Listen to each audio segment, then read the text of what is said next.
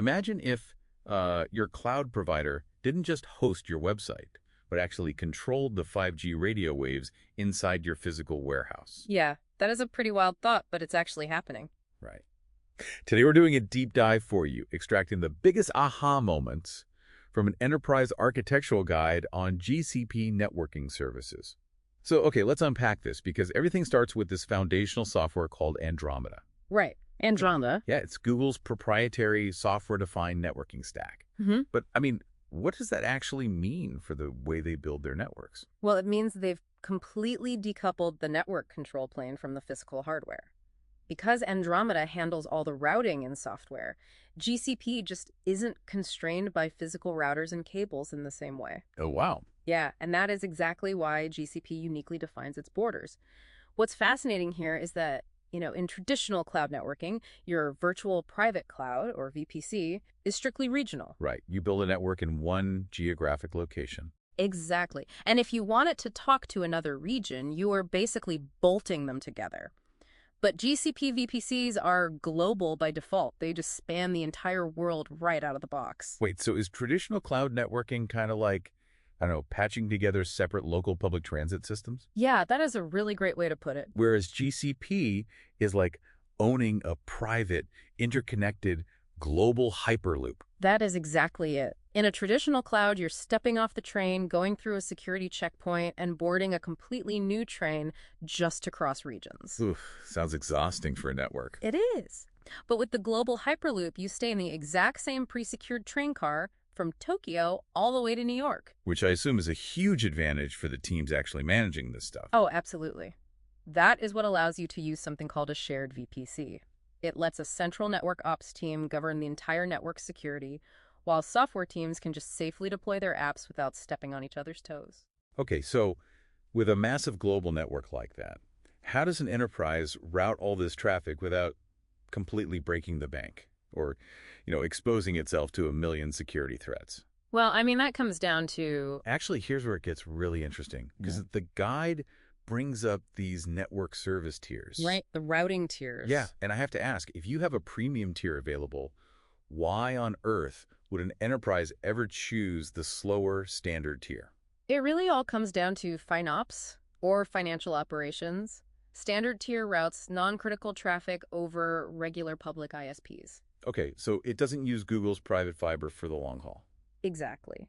By making that choice for non-latency sensitive workloads, an enterprise can cut bandwidth costs by 20 to 30%. Wow, 20 to 30% is a massive cut. It really is. Then you just reserve the premium tier, which uses Google's private global fiber, strictly for your critical user-facing services. That makes total sense. You pay for the Hyperloop only when you really need it.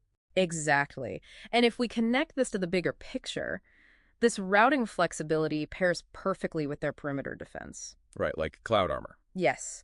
When you use that premium network, you also leverage Cloud Armor to stop attacks right at Google's edge. We aren't just talking about basic firewalls here. Right, it goes way deeper than that. It does. Cloud Armor neutralizes everything from brute force infrastructure floods at layer 3 all the way up to really sneaky targeted application exploits at layer 7. So the malicious traffic is just neutralized before it even reaches the enterprise servers. Exactly. It never even gets close. Right, so the digital perimeter is secure, we've optimized the costs. But if you're running a global premium network, you can't really afford blind spots. Definitely not. That is why they use the Network Intelligence Center, right?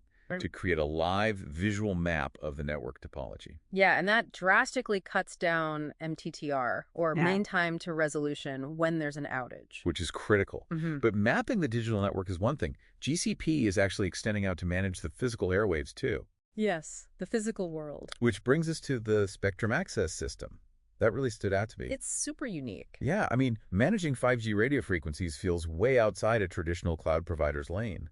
How are they actually doing that? They do it by dynamically allocating the 3.5 gigahertz CBRS spectrum. Okay, CBRS, what is that exactly? Think of CBRS as a specific band of radio frequencies that the FCC allows companies to share provided they don't, interfere with high-priority users. High priority like military radar systems and stuff? Exactly. The Spectrum Access System, or SaaS, is the platform that coordinates all of that traffic automatically. Oh, wow. Yeah, this allows industrial spaces like smart factories, mining operations, or ports to run secure, private 5G or LTE networks over that shared spectrum. So they get the power of 5G without buying incredibly expensive exclusive telecom licenses. You got it. It is a total game changer for physical operations. So what does this all mean for you listening? It means GCP isn't just about renting virtual servers to host a website. Not at all. It's an entirely customizable global transit backbone.